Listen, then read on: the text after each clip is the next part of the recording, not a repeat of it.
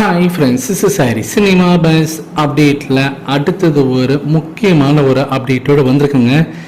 Jailer படத்தோடைய அந்த 2ஆம் பாகத்துக்கான ஷூட்டிங் ஆரம்பிச்சிருக்காங்க. நம்ம எல்லாருக்குமே தெரியும், கேரளாவில் ஒரு ஷெட்யூலே முடிச்சிருக்காங்க. சென்னையிலும் பார்த்தீங்கன்னா ஒரு குட்டி ஷெட்யூல் ஆல்ரெடி முடிச்சிட்டாங்க. இந்த நிலையில் இப்போ அடுத்த ஷெட்யூல் எங்கே எடுக்க போகிறாங்க அப்படின்னு சொல்லிட்டு ஒரு தகவல் வந்திருக்கு. மீண்டும் அடுத்த ஷெட்யூல் பார்த்தீங்கன்னாக்கா வெகு விரையிலே மீண்டும் கேரளாவிலே தான் பண்ண போகிறாங்களாம். ஆனால் இன்னும் கொஞ்சம் இன்டீரியராக அந்த ஃபாரஸ்ட் சைட்லலாம் போய் எடுக்க போகிறாங்களாம். ஸோ இன்டீரியர் கேரளாவில், அதுவும் குறிப்பாக அந்த கோஸ்டல் கேரளாலாம் இருக்குது பார்த்தீங்களா, கொச்சின், ஸோ அந்த மாதிரி இடத்துல, கேலிக்கட்டா அந்த மாதிரி இடத்துல போயிட்டு சில காட்சிகள்லாம் எடுக்க போகிறாங்க. இது கொஞ்சம் ஷார்ட்டான டியூரேஷன் இருக்கக்கூடிய ஒரு பீரியடாக தான் இருக்க போகுது இந்த ஷெடியூலு.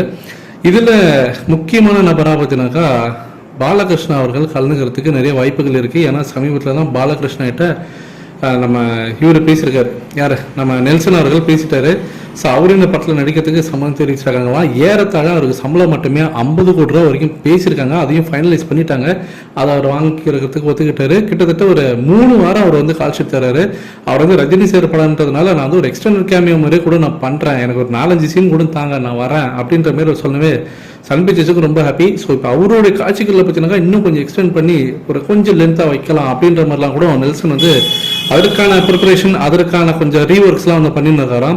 மோகன்லால் அவர்கிட்டையும் நெல்சன் அவர்கள் பார்த்தீங்கன்னா சமீபத்தில் அவருடைய ஷூட்டிங் நடக்கக்கூடிய இடத்துல போயிட்டு மோகன்லால் கிட்டே பேசிட்டு வந்துட்டாரு. அவரும் கன்ஃபார்மாக இந்த படத்தில் நடிக்கிறாரு. ஏன்னா அவரே ரொம்ப ஈகராக கேட்டிருந்தார், எப்போ சன் பிக்சர்ஸோ இல்லை அந்த டீமோ என்கிட்ட கேட்டாலும் நடிக்கிறதுக்கு நான் ரெடி அப்படின்ற மாரி அவர் இம்ரான் படத்தோடைய அந்த ப்ரொமோஷனில் அவர் பேசினார். ஸோ அவரும் கண்டிப்பாக நடிக்க போகிறார். ஆனால் அவர் இந்த ஷெட்யூலில் வருவாரான்னு தெரியல. ஆனால் இவர்கிட்ட சம்பளம் பேசிட்டாங்க, அவர் நடிக்க ஒத்துக்கிட்டாரு, கால் ஷீட்டும் கொடுத்துட்டாரு. அவர் வேற ஒரு புது படத்துக்கு போக போறாரு பாலகிருஷ்ணன் அவர்கள்.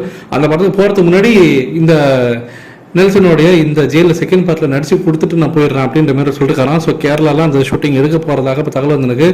இதை பற்றி உங்களுடைய கருத்துக்கள் என்ன, எந்த அளவுக்கு நீங்கள் எதிர்பார்த்து காத்திருக்கீங்க அவருடைய அந்த ஸ்க்ரீன் பிரசன்ஸ்க்காக அப்படின்றத கீழே சொல்லுங்கள் ஃப்ரெண்ட்ஸ்.